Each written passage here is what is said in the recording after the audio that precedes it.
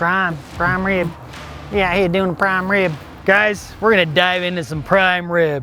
We're gonna talk about tips and tricks, how to cook it, what to serve with it. We're gonna have some fun today. First of all, why do we call it a prime rib?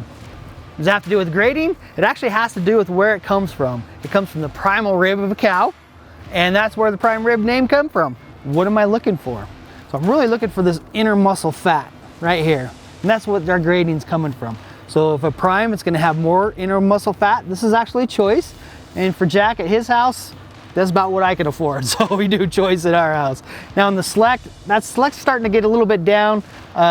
You know, you just have to have that expectation that the select's not gonna be where you want. The other question is, do we do bone in or bone out?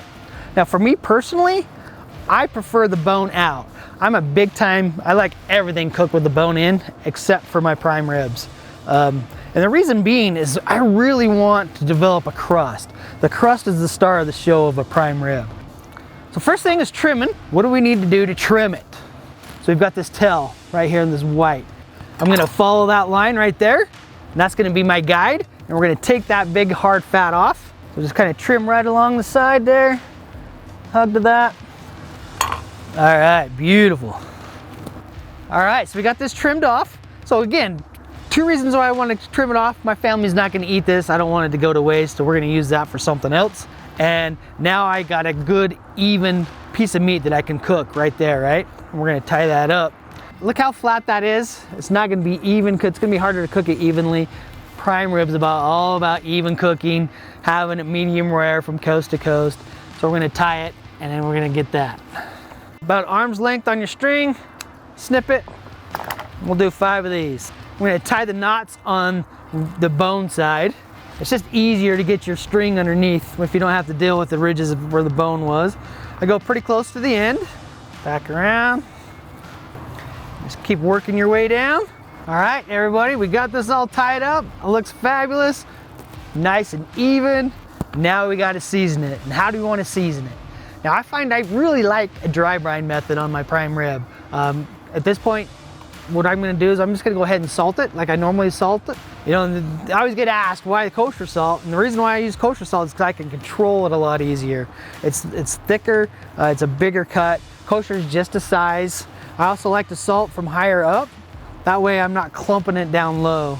Once I get it salted really nice, I'm gonna go ahead and roll it in this salt that's down here on my table. Okay, now if I have time, and I just spent a bunch of money on this rib roast or prime rib, I'm gonna actually spend a little bit more time prepping it. So I've got it salted, and I'm gonna throw it in my fridge overnight. I'm gonna put a sheet pan, cookie sheet over the top of that, and leave it uncovered in the fridge. That way those salts, so salt is gonna start to bring out the moisture, right? And you would think that it's gonna dry it out, but it does the opposite. Okay, off the fridge we go. All right, we got our prime rib dry brine last night. We're ready to go. Let's throw this on the grill. I'm gonna go ahead and do my ash clean out first, make sure I'm ready to go, and then we're gonna start it up. Like I said before, we're gonna do a reverse sear method on it. So reverse sear is we're gonna start out smoking it. We're gonna bring up that meat slow and low. All right, we're gonna set the temperature first. I personally like 235. Then I'm gonna set my smoke setting next. And my smoke setting is number 7. All right, we're ready to go. Let's get this thing seasoned. Your pepper's not gonna stick because it's pretty hard. So we're gonna add just a little bit of peanut oil. I just like peanut oil, it's what I use. But you know, whatever kind of oil you want, kind of binder. And then we're gonna pepper that. And again, remember, this is a big piece of meat, so go ahead and liberally pepper it. You can use cracked pepper. This is just a coarse ground pepper. Make sure you get those ends really seasoned well. All right, let's go ahead and roll. Let's go ahead and roll that up, soak the rest of that pepper in. It's ready to go in. All right, we're up to temperature, smoke's rolling. I'm gonna throw this, and I'm gonna throw it on the top shelf. I like the top shelf because of that convection. We got the fan running, and I can get a really even heat all the way around. Let's throw our probes in. And again, this is gonna come up slow and low. It's gonna probably take about 2 hours on this 7-pound roast. And then from there, we're gonna reverse sear it. I'm gonna be looking for about 110 degrees on the internal temperature. All right, we're getting good on our temperature. We're gonna go ahead and throw that over. Give it a nice sear. And then if I decide I don't want the flame, I'm gonna go ahead and throw that up on top, let it finish off for just a minute. close my sliding grill, and then we'll finish it. All right, let's check to see where we're at. We're at 124, exactly where I want to be. So let's go ahead and do the resting part of this.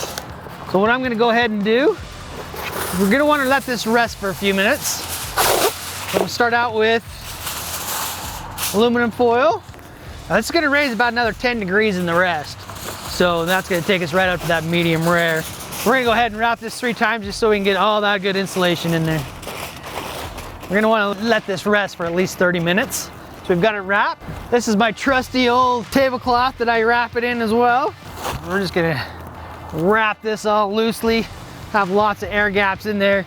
I'm going to go ahead and put that in our cooler. So anything in your side dishes, you know, think where you can utilize it. You can cook at the same time as your prime rib. You can throw some potatoes in there or whatnot.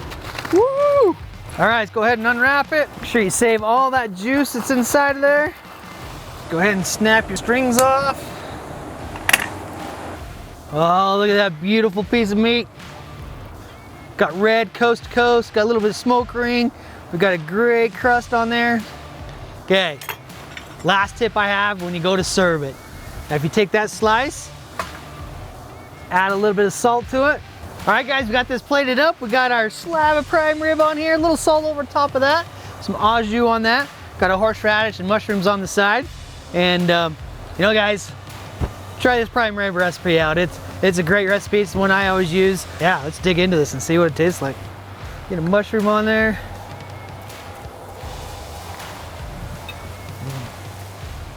That's awesome. Hey, thanks for watching our prime rib video. Go ahead and give us a comment below, and we'll catch you later.